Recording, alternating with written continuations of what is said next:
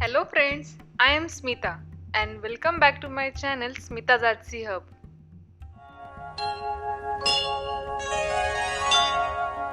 Today I am going to show you a puppet show of Ramayana. So let's begin our story. Thousands of years ago in ancient India lived a mighty king called Dasharatha who ruled along with his three queens. His name Dasharatha has been derived from the words Dasha meaning 10 and Ratha meaning chariots. Dasharath was an excellent warrior and was often summoned by Indra, the king of the gods, for help in fighting Rakshasa. He was blessed with four sons Rama, Lakshmana, Bharata, and Shatrughna. Prince Rama, the eldest, was the king's favorite one. He was always accompanied by his younger brother Prince Lakshmana. They were inseparable.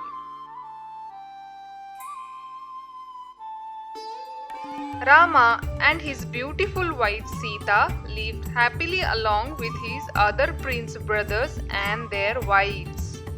But one of the king Dasharatha's wife was jealous of Rama and demanded that he be exiled to the forest for 14 years so that her son Bharata be made king. Having once promised his wife to fulfill any wishes of hers, the helpless king exiled Rama to the forest. And so Rama set off on foot, accompanied by his loving wife Sita and his loyal younger brother Prince Lakshmana. Ram, Sita, and Lakshman, they have started living in the forest surrounded by the beauty and peace of nature's treasure. A few years into their exile, a demon called Marich disguised himself as a golden deer under the orders of Ravana, the evil king of Lanka, who had 10 heads. Ravana is also described as an extremely powerful king. He is said to have 10 heads, but he was not born with 10 heads. There is a story behind it. Ravana performed an intense tapasya for several years to please and get a boon from Lord Brahma. During his tapasya, Ravana chopped off his head 10 times as sacrifice to please Lord Brahma. Each time he cut off his head, a new head arose, thus enabling him to continue his tapasya. At last, Lord Brahma, pleased with Ravana's tapasya, appeared before him after his 10th decapitation and told him to ask for a boon. Ravana asked for immortality, which Lord Brahma refused to grant, but he gave him the celestial nectar of immortality, which was stored under his navel. This is a secret of Ravana. Thus, Ravana got 10 heads and 20 arms, due to which he is also known as Dashamukha.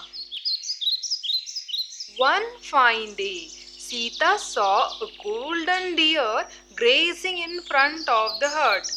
She had never seen such a beautiful golden deer. Its entire body shone like the brilliance of the sun. It gazed at Sita through those large watering eyes. Sita told Rama, "Somehow the other, I want you to get me this beautiful deer." At last, Rama felt compelled to go in order to fulfill Sita's wish. Rama followed the deer slowly. When deer saw Rama coming towards him, the deer started running and finally reached at the dense forest. Seeing deer running, Rama also began to run behind the deer, but it kept going and finally Rama lost his way in the dense forest.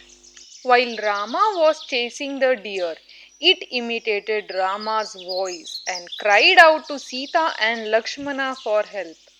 Sita heard the sound and she got afraid. She thought the Rama was caught in some kind of trouble. So she immediately told Lakshmana to go to the forest and search for Rama. Lakshmana left Sita's side to save his brother, but before he left, he drew the line outside of the house and asked Sita to not cross it no matter who came to the door. This was for her safety. This line is called as Lakshman Rekha. And then Lakshman proceeded towards the forest in search of Rama. When Lakshmana gone to find Rama in the forest, at that time Ravana was hiding behind the bushes. As Lakshmana left, Ravana disguised himself as an old sage and came out. He came closer to the hut, looking here and there, and in thundering voice he asked for the bhiksha. Sita came out to give him the bhiksha. But just then she remembered the words of Lakshmana. Mate, whatever happens, do not cross these lines. So she quickly steps behind. She was trying to give the bhiksha from the distance. Seeing this, Ravana became furious and he told Sita, is this any way to give bhiksha? If you want to give a bhiksha, then come forward and give it away properly, or else I will go empty handed without the bhiksha. But remember one thing, if you do this, you will be committing a great sin. You will never be blessed and never be happy. Hearing Ravana's words, Sita got worried. She told Ravana, don't be so angry. I have made a mistake. And Sita came forward, crossing the lines to give the bhiksha. And then Ravana came back to his original form. And Ravana kidnapped Sita and he took her to Lanka in his flying chariot. Sita started crying and was calling for Rama loudly. So while Ravana was kidnapping Sita, there was a vulture called Jatayu watching. And Jatayu fought with Ravana to save Sita from kidnapping. But Ravana injured him and Jatayu fell down. Ravana kept Sita as a prisoner in a beautiful garden Ashok Vatika and gave her 12 months to decide if she wanted to leave Rama and marry Ravana or not. It was Ravana's plan to disguise marriage in form of a deer so that Rama and Lakshmana can leave Sita alone and so Ravana can kidnap Sita. Back at the forest, Rama and Lakshmana return. They find Sita is missing and started looking for her. Rama started to hunt Sita along with Lakshman. On their way, he saw the piece of Sita's jewelry on the ground. This reminded Rama of Sita that she had dropped while being kidnapped by Ravana, in hope that would somehow reach Rama and give him a message. While searching Sita, Rama and Lakshmana met with Jatayu. Jatayu told Rama how the evil king Ravana kidnapped Sita and took her to the Lanka, which was far away across the sea. While searching Sita, Rama and Lakshmana met with Hanuman. Hanuman had a responsibility of searching Sita, so he started his journey towards the Lanka. He found the huge sea on the way. To cross over that sea, he made himself larger and crossed the sea and directly landed in the Lanka. There he searched for Sita. While searching for Sita, he reached at Ashok Vatika. There, under the tree, a sad woman was seated. She was chanting the name of Lord Rama. Hanuman was sent to tell Sita that Rama was coming to save her. To help Rama and his battle against Ravana, hundreds of thousands of monkeys had gathered. The leader of this monkey was the great Hanuman, also known as Maruti. Hanuman and his army of a monkey, Ram and Lakshman, were prepared to attack Ravana and free Sita from his clutches. But Ravana's Lanka was across the sea. Now, how they were cross the sea? Should they take the army across by building big ships? Instead, it was decided to build the big bridge across the sea. But sea was wide and huge. Would a small bridge be any of use? The bridge does have to be huge. Thousands of monkeys got to work. Some got stones, some went and got sand. Others began cutting huge trees. All the materials were gathered on a seashore. The bridge was to be made up of stones, but stones sink in a water. Then, how would we build the bridge? Any stones thrown in the water would just sink. Now, what was to be done? Hanuman had an idea. He was a great devotee of Rama, so he wrote the words of Rama on the stones. He threw that stones into the water. Oh, what a magic! This stone was floating. It did not sink in the water. This was due to Hanuman's faith in Rama.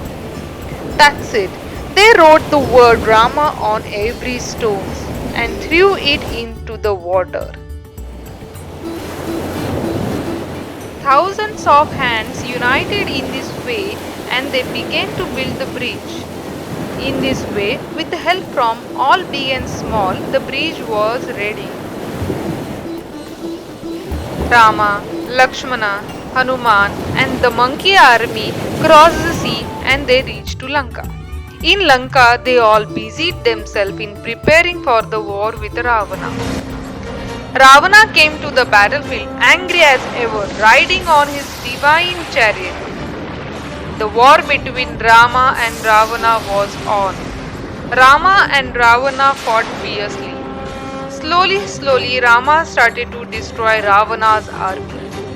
At last, the demon army ran away from the battlefield. Then Rama chopped off the head of Ravana, but everyone was surprised a new head of Ravana appeared.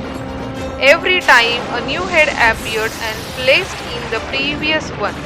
This was very surprising. Rama continued to destroy Ravana's head, but since Ravana was very strong and had Brahma's boon, he was not dying. Just then, Vibhishan, Ravana's brother, came and told Rama the secret of Ravana's death is in his navel. So Rama took out his Brahmastra and grabbed before it and shot it at Ravana. Ravana's body burst and Ravana fell down to the earth and died. Thus, the greatest demon of the world was dead. The monkey army praised Rama. The praise is an applause of an Rama echoed in three lokas. Jai Shri Ram! Jai Shri Ram! This marked the end of the 10-day battle and triumph of all good over evil. This day is celebrated as Dussehra. After Ravana's death, Ram, Sita and Lakshman returned to Ayodhya.